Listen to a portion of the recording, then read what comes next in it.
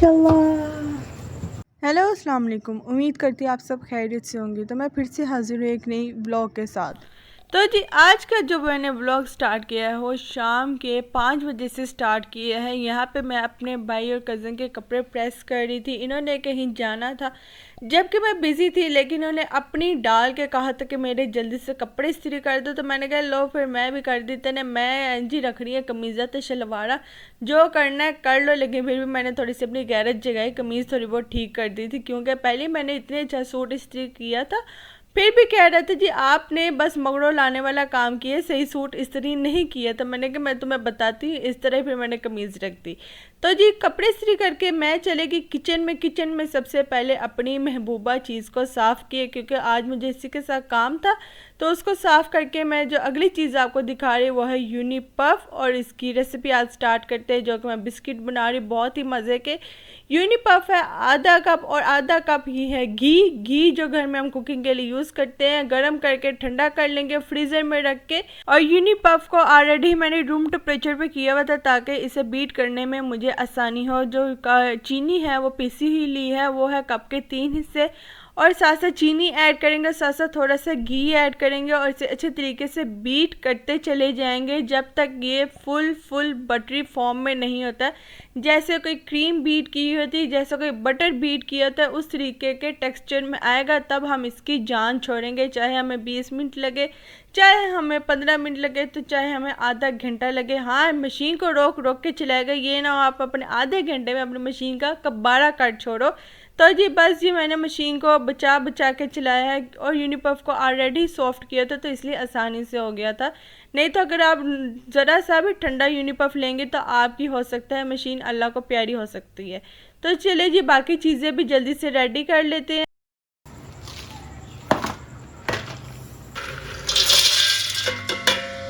तो जी यहाँ पे हमारी बेस तो रेडी हो गई क्योंकि हम बना रहे हैं मज़ेदार से पंजीरी स्टाइल बिस्किट जिसमें काले चने जाएंगे, सौंफ जाएगी और आटे में बनाएंगे। तो जी काले चने जो हमारे पास थे वो आधा कप जितने थे। सौंफ मैंने 1 टेबल स्पून भर के ले ली थी। उसे इतना क्रश किया था कि मोटा भी रहे, बारीक भी रहे, दरमियाना भी रहे। सौंफ भी इसी तरीके से रहे, ज़्यादा बारीक नहीं करेंगे, दांत में आएगी, खाने में आएगी, बहुत ही मज़े के लगेंगे। और साथ ही मैंने कहा चलो जी घर वालों का थोड़ा और जश्न करवा देते। तो मैंने 6 से 7 बादाम भी ऐड कर दिए, उस क्रश कर लिया। और साथ ही साथ मैंने आटा भी साथ में भिगोया हुआ था क्योंकि भाई रात को खाना भी तो खाना था ना, तो आटा भी साथ साथ में गूंद रही थी। तो एक वक्त में 2 से 3 काम तो चल ही रहे थे। तो यहाँ पे आटा भी गूंद लिया। तो मैंने कहा चले जी अब आए बादाम भी क्रश कर लेते हैं, आटा तो हम फ्रिज में रख देंगे। तो ये ले जी बादाम भी क्रश हो गए और ये फाइनल हमारी सारी चीज़ें रेडी हो चुकी हैं। इसको कर देंगे साइड पे। जैसे कि मैंने पीछे मेंशन किया था बेकिंग पाउडर, मीठा सोडा वगैरह कितना जाएगा वो भी आपको पता चल गया है। उन चीज़ों को भी ऐड करके अच्छी तरीके से मैंने बीट कर लिया हुआ था जो कि वीडियो में पता नहीं कहाँ स्किप हो गया। जो आटा लिया है आप चाहे तो मैदा भी ले सकते हैं, लेकिन मैंने यहाँ पे आटा यूज़ किया है, वो भी तकरीबन 1 कप ही जाएगा। और साथ मैंने एक ली है जर्शिक होती है, जैसे कि आप पार्टी बिस्किट खाते हैं ना, उसमें जो मेवा सा आता है वो जर्शिक ही होता है। और यहाँ पे देखिए जब मैंने बीट करना स्टार्ट किया, जहाँ पे बीट की लिमिट फुल हो गई, मैंने उसे हाथ से गूंदना स्टार्ट किया। तो हाथ से गूंदने के बाद डो परफेक्टली बन चुकी थी। और यहाँ पे साइड पे खाना बन रहा था। खाने में आज बन रहा था कीमा करेले। तो मैंने कहा चले आपको वो भी दिखा देती हूँ। डो को इस तरीके से चेक करेंगे, आपके हाथ को बिल्कुल भी नहीं चिपकेगी। जब आपको लगा कि भाई हाथ को नहीं चिपक रही तो बस ये आपकी डो प्रॉपर रेडी है। तो यहाँ पे मैंने जो कटर यूज़ किया है वो मेरे पास जो था ना मॉइस्चराइज़र का ढक्कन पड़ा हुआ था, मैंने उसको पकड़ा और इसको एज अ कटर यूज़ किया क्योंकि मेरे पास उसके अलावा कोई कटर नहीं था और बाकी साइज़ में बहुत बड़े हो रहे थे। सिंपल मैदा या आटा भी डस्ट कर सकते हैं और इसकी कटिंग आप अपनी मर्ज़ी के मुताबिक करेंगे। और ऊपर एग ब्रश करेंगे। और साथ साथ मेरा दूध भी उबल चुका है और साथ साथ हमने बेकिंग के लिए पतीला ऊपर रख दिया हुआ था, वो भी प्री हीट हो चुका है। माइनर सा प्री हीट करेंगे, ओवर प्री हीट बिल्कुल भी नहीं करेंगे। अपने बिस्किट्स को रखेंगे पतीले में, ऊपर देंगे ढक्कन, ऊपर दे देंगे रुमाल ताकि कोई चीज़ बाहर ना निकल सके।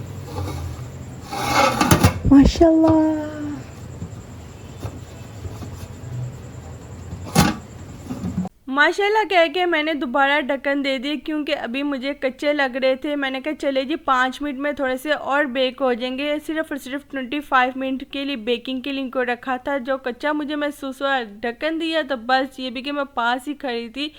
माइनर सी गैस थोड़ी तेज़ हुई है, ऊंची हुई है, तो बस मेरे बिस्किट्स का ये हाल हो चुका था। सारे बिस्किट्स मेरे जल गए। वो आकर ठीक गई है। हाँ आंच फ्लेम तेज को अब नहीं चला। कुछ नहीं तो और बन जाएंगे, कम बन जाएंगे लेकिन और बन ना 24 मिनट आया हो गया। अब हमें एक मिलेगा 2 भी देगा। मेरे प्यारे से मज़ेदार से जो बिस्किट हैं वो सिंपल ओरियो बिस्किट में टर्न हो गए, जो कि टेस्टलेस हो गए। लेकिन शुक्र है कि थोड़ी सी डो एक्स्ट्रा बची थी कि कम से कम जो घर में खाने वाले उनके मुंह में तो थोड़ा सा जा सके, उनको पता चल सके आखिर में किस चीज़ की क्या मेहनत करी, क्या चीज़ बना रही, कितनी हेल्दी है, कितनी टेस्टी है, बाज़ार से 10 गुना बल्कि 1000 गुना बेहतर है। जो कि मेरी खुद की भी क्रेविंग थी कि आटे के बिस्किट खाने का दिल कर, जिसमें काले चने हो, जिसमें सौंफ हो, बादाम हो। तो मेरा तो एक ट्रे तो कम्प्लीटली ज़ाया हो गया ना। तकरीबन बाकी 25 से ऊपर बिस्किट थे और उसमें मेरी प्रेफरेंस ये भी थी कि ज़्यादा से ज़्यादा बेक हो जाए फ़र्स्ट हैंड ही। लेकिन फिर भी अल्लाह ताला को जो मंजूर के क्या है क्या नहीं है। एक तरफ देखे जो मेरे जले हुए बिस्किट्स का क्या कलर है, जो मेरे परफेक्ट बेक हुए हैं उनका क्या कलर है। सिर्फ 25 मिनट चाहे आपको कच्चे लगे आपने निकाल लेने, क्योंकि ये हवा के साथ भी अकड़ते हैं, हवा के साथ भी सख्त होते हैं। कच्चा इसमें कुछ नहीं होता, बस ये कि माइनर से हवा लगने की देर होती है, अपना आप अकड़ना स्टार्ट हो जाते। बहुत टेस्टी, बहुत मज़ेदार, थोड़ी सी फेलियर और मोस्टली पास रेसिपी। तो ये थी मेरी आज का व्लॉग। उम्मीद करती हूँ अच्छा लगा। अल्लाह हाफिज़ जी, बाय बाय।